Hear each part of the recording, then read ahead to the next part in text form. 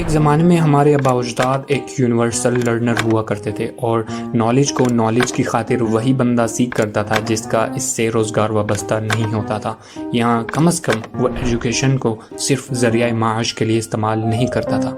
But आजकल के दौर में नॉलेज, जिसे हमने एजुकेशन का नाम दे दिया है, उसे हासिल करने का सिर्फ एक ही मकसद है और वो है पैसा कमाना। हमने पैसा कमाने के चक्कर में अपने अंदर के यूनिवर्सल ह्यूमन को मार डाला है और ये हमारा रिस्पॉन्स है इस दुनिया में सरवाइव करने का। आजकल के दौर में सरवाइव करने के साथ साथ अपने ड्रीम्स एंड हॉबीज को साथ लेकर चलना एक बहुत मुश्किल काम है और आप लोगों में से कितने ही लोग ऐसे होंगे जिनके लिए ये करना बहुत ही मुश्किल होगा। और हो सकता है इस वजह से आप लोगों के पास सिरे से ही कोई हॉबी और ड्रीम ही ना हो जिसका ताल्लुक किसी तरह की बुलंद ख्याली से हो। और ये कहानी कुछ इस तरह शुरू होती है।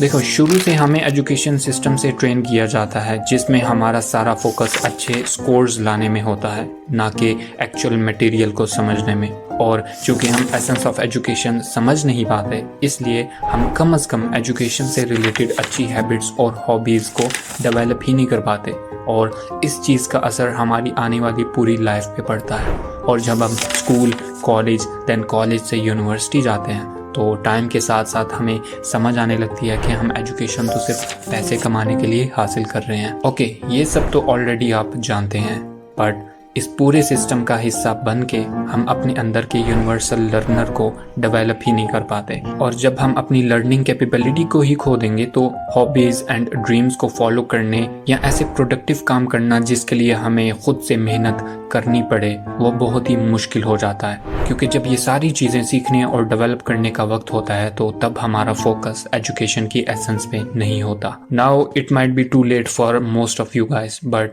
आगे बढ़ने का रास्ता कभी बंद नहीं होता, कम अज़ कम तब तक नहीं जब तक आप जिंदा हैं।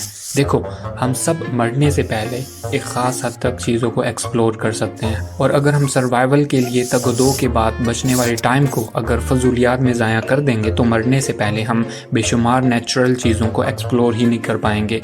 इससे हमें कभी भी पूरी तरह अपनी शख्सियत के बारे में पता ही नहीं चल पाएगा। अगर आपसे कोई सवाल करे कि आप अपने बारे में कोई से 3 हॉबीज़ बताओ जिन्हें आप रोज़ाना करते हो या कोई फ्यूचर की विजन बताओ, यकीनन बहुत सारे लोगों के पास कोई पर्सनल हॉबी और विजन नहीं होगी। अपने इंटरेस्ट्स को एक्सप्लोर करें, उसमें आपको इंटरेस्टिंग एंड प्रोडक्टिव चीज़ें मिलेंगी जिनका आपकी लाइफ में एक मीनिंग होगा।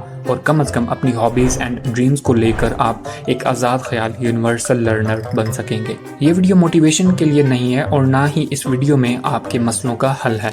इस वीडियो में हमने सिर्फ उस फैक्ट का सामना किया है जिसे हम सब दिल से कबूल तो करते हैं लेकिन उसे प्रैक्टिकल वे में लाइफ में इम्प्लीमेंट करने से कतराते हैं।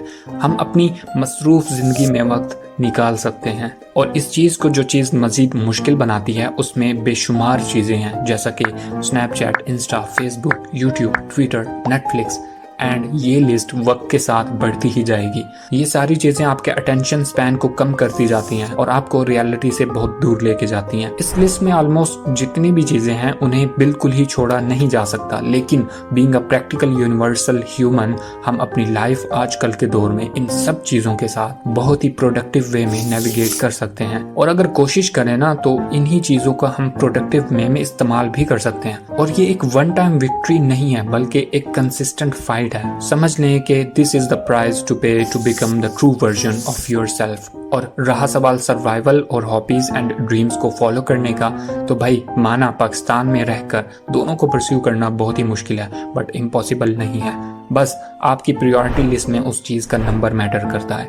और अगर कोई बंदा अपने सर्वाइवल के साथ साथ अपनी हॉबीज़ और ड्रीम्स के लिए भी दिन में कुछ ना कुछ टाइम निकाल पाता है तो वो सर्वाइवल अल्ट्रा प्रो मैक्स होगा। और ऐसे बंदे को सलाम, क्योंकि जिसमें ये क्वालिटीज़ हैं इसका मतलब है कि उसने इस बात को समझ लिया है कि ज़िंदगी सिर्फ सर्वाइवल ही नहीं है बल्कि एक्सप्लोर करने का नाम भी है।